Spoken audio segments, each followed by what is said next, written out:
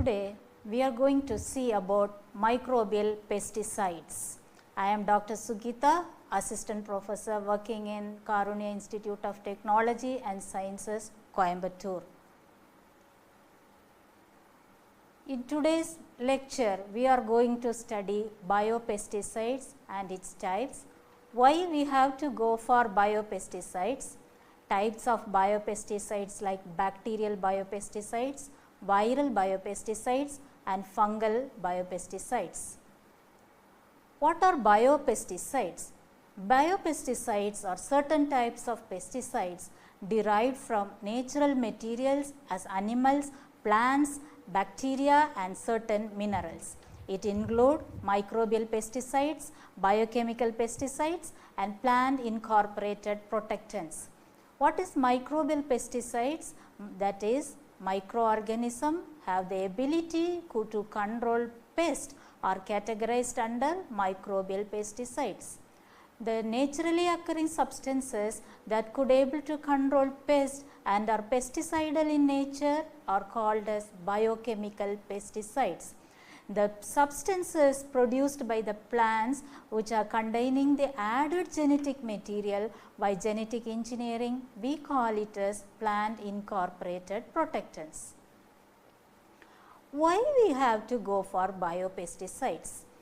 We are using huge amount of chemical pesticides to manage the pests and diseases which is inherently more harmful to the soil as well as the plants as well as to the human consumers.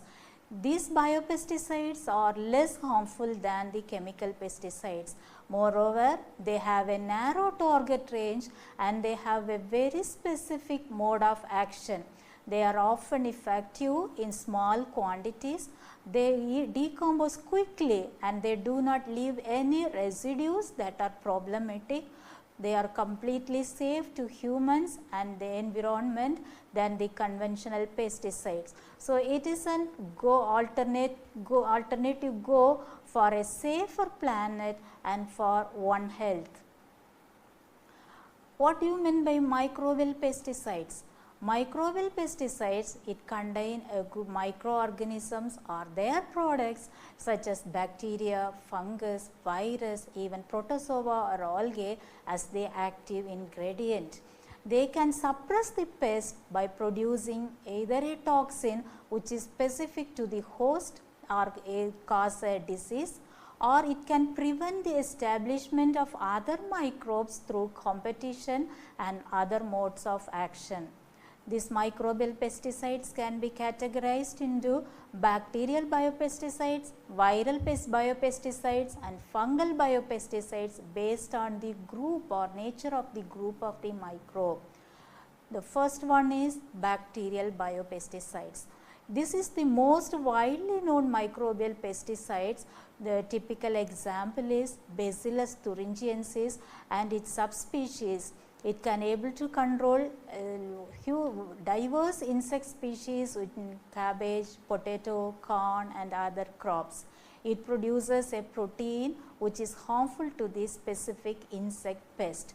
The protein is called as cry protein, which is a delta endotoxin and which is encoded by the cry genes.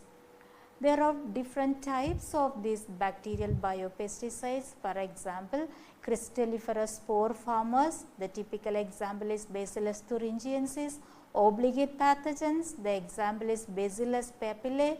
Potential pathogens, the example is Serratia marcescens, and facultative pathogens Pseudomonas aeruginosa. If we take this Bacillus thuringiensis, the insecticidal property resides in the cry family of crystalline proteins which are produced in the parasporal crystals. These cry proteins are encoded by several cry gene family, for example, cry A, B, cry AC, cry AB, etc. So, what is the mode of action of these cry proteins? So, the larvae or the caterpillar ingest the cry proteins which is solubilized releasing a protease resistant biologically active endotoxin, otherwise called as delta endotoxin or cry protein. the C-terminal domain of the active toxin binds to the specific receptors on the brush border membranes of the midgut.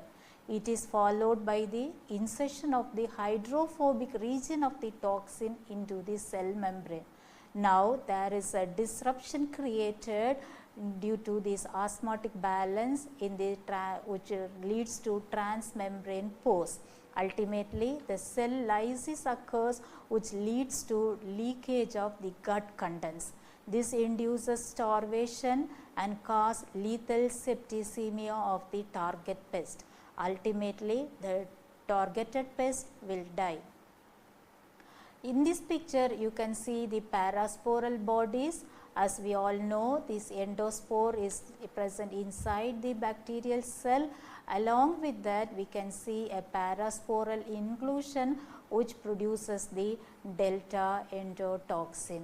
This is the transmission electron micrograph of Bt or Bacillus thuringiensis under sporulation stage. Now, let us see the mode of action in detail. Here we can see a caterpillar which is ingesting the Bt toxin, which is solubilized in the insect body and later activated in the insect midgut. This protein or this cry protein is interacting with the brush border membrane vesicle as the binding site. The binding receptor is present in the brush border membrane vesicles. Initially, the toxin is in its monomeric form, which is later converted into the oligomeric form, which is the activated stage. Now, it is getting inserted into the membrane, leading to the formation of pores, then osmotic cell lysis and osmotic cell leakage, which will lead to cell death. So, ultimately the insect will die due to lethal septicemia, and it can enhance the mortality of the caterpillar. So, Bt can be applied to plant foliage or either incorporated into the genetic material of the crops as discovered. It is toxic to all the caterpillars of moths, butterflies, beetles, etc. Nowadays, it is being used against the nematode also. So, today approximately more than 100 Bt based bioinsecticides have been developed, which are available in the market and used against Lepidopteran, Dipteran and Coleopteran larvae. There are several subspecies of Bacillus thuringiensis which is listed in this table. Bacillus thuringiensis tenebrionis, which is against the Colorado potato beetle and elm leaf beetle larvae. Then Bacillus thuringiensis kustaki, which is effective against a variety of caterpillars. Bacillus thuringiensis israelensis, which is effective against mosquito, black fly and fungus gnat larvae. Then Bacillus thuringiensis isovoi, which is effective against wax moth larvae and various caterpillars, especially diamond back moth. Then Bacillus sphaericus, this species is controlling mosquito, which possesses mosquito larvicidal activity. It is a strict aerobic bacterium which can able to produce round spores in a swollen club-like terminal or subterminal sporangium. It also produces an intercellular protein toxin and a parasporal crystalline toxin at the time of sporulation. The larvicidal binary toxin is produced by Bacillus sphaericus is having a bin A and bin B protein. Now coming to viral biopesticides, the common viruses that are used for controlling pests are baculovirus and granulovirus. Baculovirus is having nucleopolyhedrosis virus, whereas granulovirus encompasses these acovirus strains.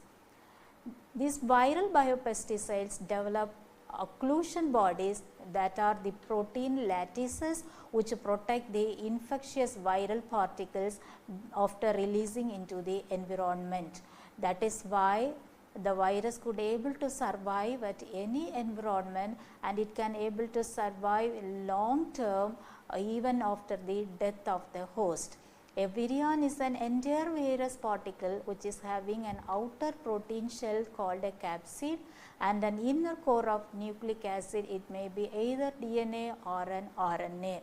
So, the infection cycle contains an early phase, late phase and very late phase.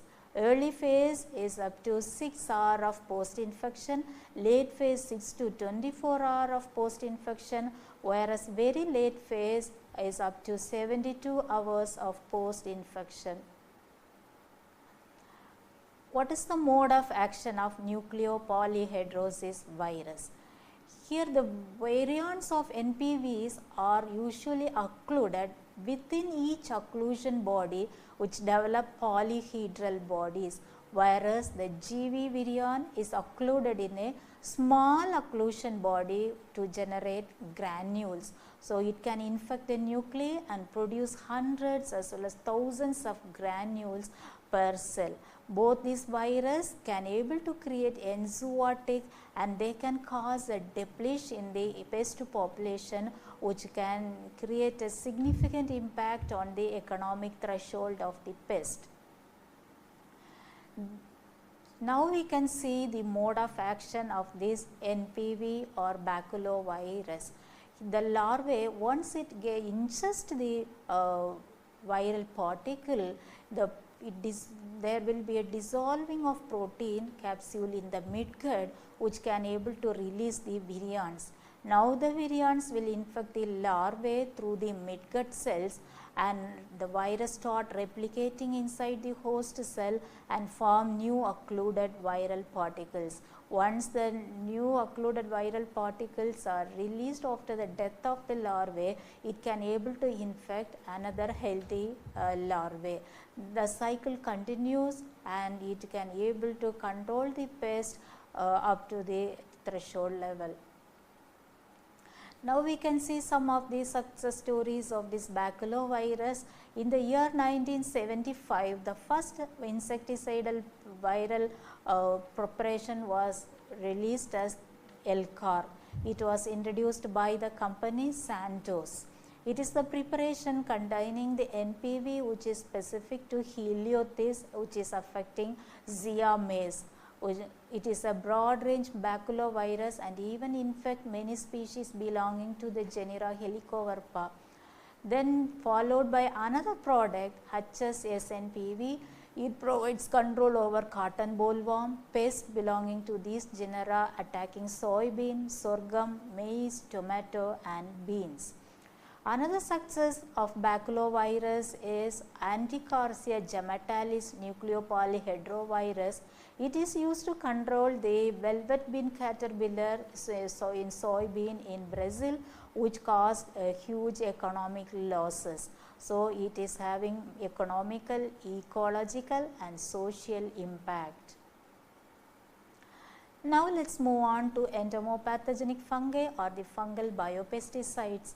Some fungi are associated with the insects like aphids, thrips, whiteflies, mealybugs, etc. They are obligate or facultative or commensal or even symbionts of the insect. The entomopathogenic fungi belongs to 4 major groups: Labolbeniales, Pyranomycetes, Hyphomycetes, Zygomycetes. What is the mode of action of these entomopathogenic fungi? They can able to infect their host by penetrating through the cuticle and access the hemolymph. They produce toxins and grow by utilizing the nutrients present in the hemosyl which avoid insect immune responses. This entomopathogenic fungi can be applied either in the form of conidia or mycelium which later sporulates after application. So, it is a good alternative to a chemical insecticide and it is very useful for insecticide resistant management in organic farming. Some of the widely used entomopathogenic fungal species are Beauveria bassiana, Metarhizium anisople, Nomuria, Bacillomyces, Farinosus and Verticillium lecani. They can attack the host through the integument or the gut